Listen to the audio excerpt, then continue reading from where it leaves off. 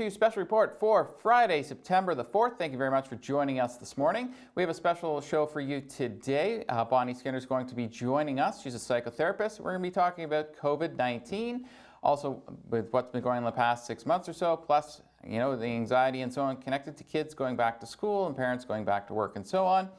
We are brought to you by KC Securities. Thank you very much to KC Security for your sponsorship, and we will be right back after the break.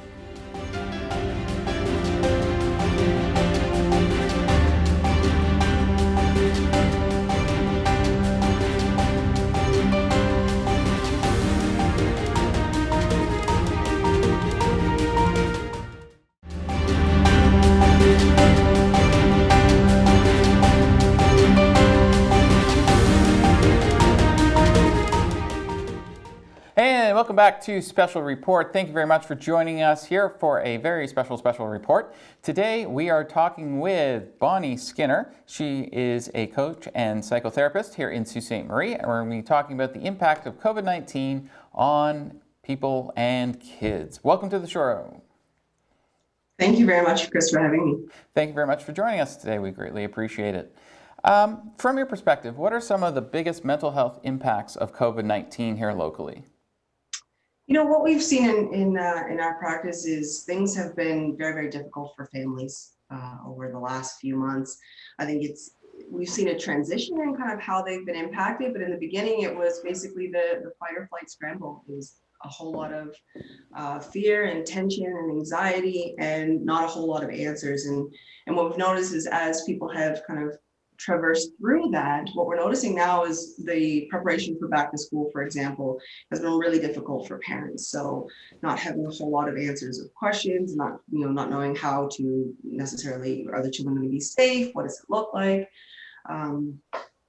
There's, I guess, on a few different levels. So we've seen an uptick, I guess, in couples wanting support. We just spent 5-6 months working from home or being in each other's spaces a lot longer, and sometimes that can have a lot of pressure on families, in particular on relationships and couples. You add kids being home from school into the mix, and we notice that there's some extra pressures there. And now as kind of we move towards the September season and back to school, we see that not only are there fear for the kids or worry about what school season is going to look like, but we're also starting to see that manifest itself in the struggles in between partners in relationships as well. Yeah, I just noticed a study that just came out today that showed there's a big uptick in the divorce rate.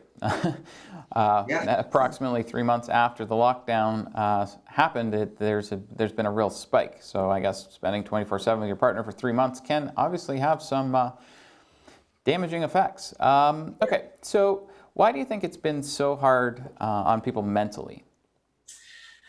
Oh, that's a really good question. I think one of the things that I've noticed in my practice is those who were engaged in mindfulness work prior to the start of the pandemic actually did a bit better anecdotally than those who were kind of very engaged in or just beginning the work or focus on other things. For example, we spend a lot of time, if we're not at work, then we spend a lot of time socializing. If we're not socializing, we spend a lot of time with our families, taking care of our children. So we tend to be busy a lot of the time. And, along comes the pandemic, and all of a sudden, those things that kept us away from thinking about things that we might not necessarily want to have spent time thinking about, all of a sudden, not only were we left with no distractions, but we were left with no distractions and added pressure. And that's always, a really difficult combination for mental health. And what were some of the sort of the wellness and mindfulness things that people were doing prior to that you were mentioning there? For example, and I do the same thing with, this with all of my clients, is really talk about being prepared for stillness. So we like to go. And even in times when we're not working or engaging or basically distracting ourselves, even if we're sitting still, then we've got our phones and we're browsing through things or we're clicking through things. And so mindfulness practices is really about just being able to settle ourselves and sit with ourselves when we're still, whether it's just breathing and being able to take mindful, intentional breaths, or if it's some version of a meditative practice, right? which can also calm the body in the exact same way. We don't spend a lot of time with our thoughts. So in my practice, with many of my clients, we work on that ability so that they can, all my clients, are able to kind of experience that stillness without the accompanying anxiety that a lot of us tend to feel. And what are some of the particular difficulties you've seen in the entire family together?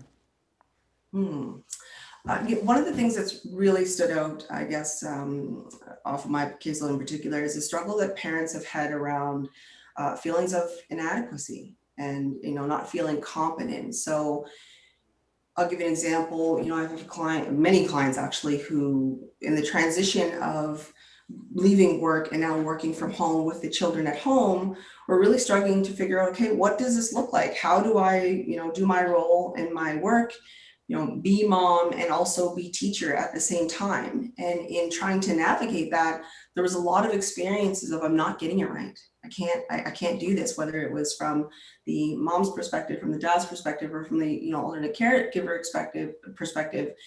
It was hard to figure it out. Who am I supposed to be? When, and what happens when that identity changes? How do I teach my 4-year-old what they're not getting from school and still put in a full 8-hour workday from my kitchen table, right? That was really tough on families, and in particular on parents. With regards to children, we saw that children actually did the transition quite well in the beginning. So, they were able to navigate fine. They needed some kind of distractions or rerouting at home. But as with most things with children, if there's, less panic in the adults aren't, overly concerned or demonstrating their fear, then the kids actually navigate it quite well. And going back to school now, there's more conversations, especially with families who have older children, about what is it going to look like? Am I going to have to wear my mask all the time? Am I going to be able to visit my friends? So you're starting to see a little bit of the children's anxiety come out more now. But definitely it was that having to navigate multiple roles at the same time with no preparation. And all of Ontario's now been on stage 3 for quite some time. What have you noticed as we have reopened? Sorry, can you just repeat the first part of your question? Oh, well, all of Ontario now is in stage 3 and has been now for at least 4 weeks. What have you noticed as things reopen? Like, what are some of the things that are coming up in your practice now when you're talking with people? The interesting part is one of the kind of the resounding experiences is a lot of people feel like, okay, I've got COVID fatigue. I am over it. I'm irritated, whether it's about having to wear a mask or whether it's, still the lineups in the stores. I think there were a lot of people who expected that by the time it was quote unquote over, things were going to go exactly back to how they were. So there's a residual level of frustration, anxiety that still exists. And I think it can play out in ways that make us not necessarily patient with others, right? So there's, I'm hearing a lot of stories of, I went to the grocery store and this happened and I can't believe this happened. And there's things like that are still happening. There is still a residual amount of fear as well, because now, I have a lot of people that are, explaining or asking, is this going to happen again? Are we looking at full closures? I have a lot of, business owners who are saying, listen, I just barely survived that. What's going to happen next? So there's still quite a bit of anxiety in the air as well. And today I'm joined by Bonnie Skinner. She's a psychotherapist here in Sault Ste. Marie. We have to take a commercial break, but we'll be right back after this.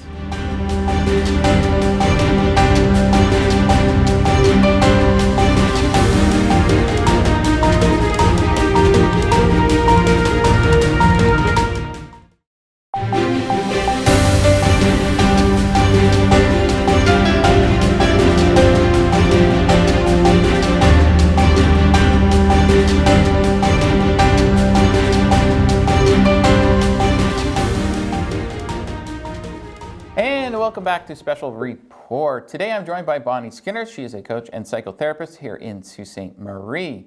And we were talking before the break, obviously, about what's going on with COVID-19 and kids and parents and so on. And now I'd like to know, what advice do you have for parents facing schools reopening? Because that's happening on Tuesday. It is. And as a parent, I'm a little nervous myself. Thinking about all of the information you're getting, the first piece of advice I would say is stay away from the gossip.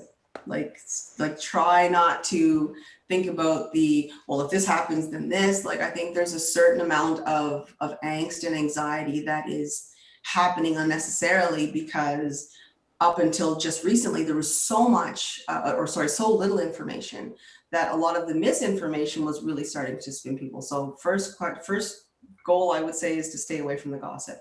The second piece is to get as much information as you can, right? So, know the logistics, right? Ask them what they know. Know that there's going to be a space for a little bit of time where we're all just kind of figuring it out. And I think sometimes we can have expectations, as parents or even as adults, that, okay, we should have had it figured out by now. You should know this by now. As justified as that can sometimes feel, it's not helpful in any way. So if we're thinking about navigating things in a way where we actually keep our own stress levels or our children's stress levels, within an acceptable standard, then what we actually want to do is say, okay, given the situation that we have right now, what is the best that we all can do? Right? What can I do to make things easier for my child? If you have questions about whether it's the processes or whether it's, what does that home support now look like? Ask those questions. Spend time engaging with your children's teachers or the administration. Take time to actually plan to look at maybe some of the emails or the correspondence that's sent out, but don't be afraid to find ways to have your questions answered, and also know that there may be some that don't get answered as quickly as maybe you'd like them to. Yeah. The other thing is that if you have children who have questions, right, it's okay to kind of sit with them and be able to feel some of the questions that they have, but it's also okay to be able to say, you know what, I'm not sure, but we're going to figure that out. I've had a lot of phone calls and even clients who were asking, how do I help my children manage their anxiety around the return to school? And one of the best pieces of advice I can give is that your children will do as well as they see you do sometimes. And so if you can say, we may not know everything, but we're going to be okay. We'll be able to manage. We'll learn as we go, but we'll make sure that you're safe. Be able to give them that reassurance without giving them answers that you don't necessarily have, can sometimes be just as good as having the answers. And could you explain to our audience what anxiety is? Absolutely. So anxiety is what's the best way to put it? So anxiety is technically the body's fire alarm. Okay. So if you walk into any building, you've got your fire alarm, your sprinkler system, and it's designed to raise an alarm if something goes wrong, right? Well, anxiety is that system for us. I think we haven't necessarily done well as professionals at helping the public understand that, it's not necessarily, when we think of anxiety and depression, we tend to think of them as diseases, right? Something that's wrong with you, or your body's malfunctioning, your brain's malfunctioning. When the reality is anxiety plays a very important role in keeping us safe. That's what the entire system is designed for. So when we encounter a threat, right, whether it is a real threat, somebody is yelling, screaming, and threatening me, or if it's perceived threat, which means I'm worried about something that may go wrong, and I feel like that could actually be a problem for me. Whether it's real or perceived, this system is designed to activate. Now, what can happen for example, in anxiety disorders is that system become very sensitive for a whole variety of reasons, right? Whether we're tired, whether we're, not having our needs met, or it can be something even if we're not feeling good, then that system in times has the ability to be activated in a way that isn't necessarily helpful for us and actually can be quite disruptive, right? So anxiety, the basis, it's something that's designed to help us, but when we're not necessarily able to modulate that system well is when it can go quite wrong. And how does someone know if they are anxious? Like, what are some of the signs they should be looking for? Definitely increase in heart rate. So for some people, it can be, if you think of anxiety, the symptoms of anxiety, they exist on a continuum. So it's not, these are symptoms, these are not. But if you think about it, sometimes anxiety can just feel like that general sense of discomfort, right? So if you think about the first day on the job, or meeting somebody for the first time, there's that sense of, oh, okay, is this going to be okay? That's anxiety, right? On a more heightened level, when we talk about things like panic attacks, you're talking something where we have increased respiration or increased rate of breathing, kind of those short, shallow breaths. We have maybe sweaty palms. We have increase in heart rate, like I mentioned. On a macroscopic level, is we have our pupils dilating. So what's actually happening is the body is preparing itself for flight or flight, right? It's a defense mechanism that we have. And how serious is anxiety for the average person? I think it's difficult to rate it in terms of seriousness, but really what we're talking about is a level of disruption. So with any, with any of our body responses, when it becomes disruptive enough that we're actually not able to live our lives in a healthy way, or we're not able to navigate, say, our relationships or our responsibilities, that's really when we want to start to pay attention and say, okay, what's happening within my body, whether it is something that's physiologically driven, or whether it's something that's being driven by our brain and nervous system, such as anxiety. What are some of the treatments for anxiety? The first treatment that tends to come to mind for most people is medication. And to be very clear, I'm not, it's not in my purview to recommend or not recommend medication. I think medication has its place for everything. But one of the treatments that are the foundation for the treatments in my practice is really about, in most practices, is about understanding the nature of the fear. So anxiety, remember, is a function of the feeling of being threatened, or thinking that something is going to happen. So once you're actually able to understand and respond to the fear or the perceived threat, then you're actually able to reduce your responses and reduce the body's heightened response to something. So for example, I mentioned, for if somebody is on their first day of work and they're feeling nervous, whatever the case may be, well, repeated exposure to that same kind of environment, the second your brain's like, okay, well, I come here every day, and the first couple of days were tough, but this is okay. There's actually nothing here. So there are a variety of different types of therapies. That is an example of exposure therapy, but there's also, for example, cognitive behavioral therapies, where we just actually start to deconstruct the story around some of the fears that somebody has. And then once you start to do that, it actually works to reduce the anxiety as well.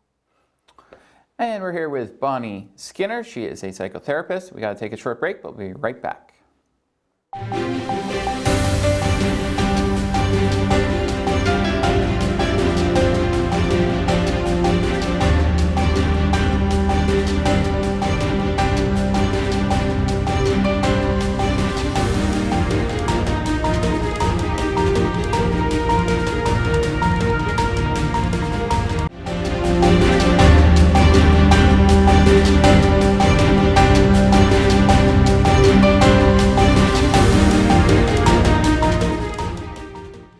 Welcome back. Today we're joined by Bonnie Skinner. She's a psychotherapist here in Sault Ste. Marie, and we're talking about COVID-19 and how it affects people mentally. We were talking about anxiety just before the break there. Should people take medication for anxiety? It's a loaded question. So I guess I'll start with the caveat that I think the best thing for people to do is to consult with their physician, right? I mean, without knowing somebody's background, it's not for me to say whether somebody should or should not. But I think whenever we're choosing medications for anything, we need to know kind of the risks and the benefits. And I think you best can do that through a discussion with your health practitioner or your family physician. Medications definitely, they have their place, but I guess without effective consultation, and what that means is a really good understanding of how can these help me, and what are some of the things that I may experience as a result. One of the things that I typically encourage people to do is talk about, a full plan. As if you're going to receive a medication, okay, what does that medication do? How long will I expect to be on it? And what is there a plan for me to come off of it on the other end? So really thorough consultation with your family physician, I guess, is what I would definitely recommend. And what do people need to know when they're choosing to medicate or not medicate to deal with their anxiety? I think the first thing that's really important to know is exactly what anxiety is. I encounter a lot of individuals who feel like there's something wrong with my brain, there's something wrong with my body because I feel nervous. And the reality is that anxiety is a very natural, necessary part of our neurological responses, right? Like I was joking, say it's the reason we don't play in traffic. That feeling of like, oh, that would be a bad idea. That's anxiety on some level. So when folks come in or clients come in, they say, okay, I want to get rid of my anxiety. It's actually not what we want to do. We don't want to completely eliminate the fears that we have of the world, because some of those fears are actually very valid. What we want to be able to do is to be able to have control over our ability to modulate that system, to keep it from becoming oversensitive. So if, I gave the example earlier about it being like the fire alarm in the building. If I take a lighter and I hold it up, that system is sensitive enough that it'll go off. It doesn't know the difference between a fire and, the lighter that I hold up. But what we want to be able to do is to say, okay, I know that I have more control over my ability to respond or to react to something that, maybe at one point I perceived as being a threat. It's about really being able to modulate the system and not about getting rid of the response completely. All right, let's end on a fun question. What's one thing you would like to do that you can't do now because of COVID-19? What are you missing the most? Great question. I would say travel. Okay. For me, it's a part of my self-care and the ability to just kind of settle myself and take some time off. Is I love to travel and kind of go new places and learn new things. And I think that's been a real big impact of COVID-19 on myself. Yeah. Well, thank you very much for joining me today, Bonnie. If people want to get more information about your practice, how can they find out more information? Absolutely. They can find out more about us. They can visit on social media on either Facebook or Instagram at bskinnerpsych, or they can visit our website at www.skinnerpsychotherapy.com. Awesome. Well, thank you very much for joining me today, and I hope to see you again someday. Have a great day. Thanks so much for the time, Chris. Have a great day. You too.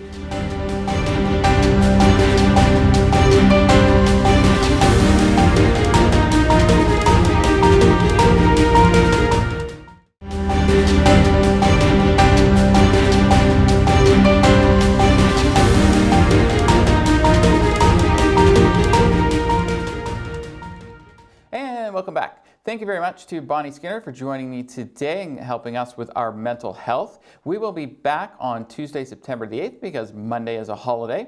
Thank you very much for watching Special Report, brought to you by KC Securities. We'll see you on Tuesday. Have a fantastic long weekend.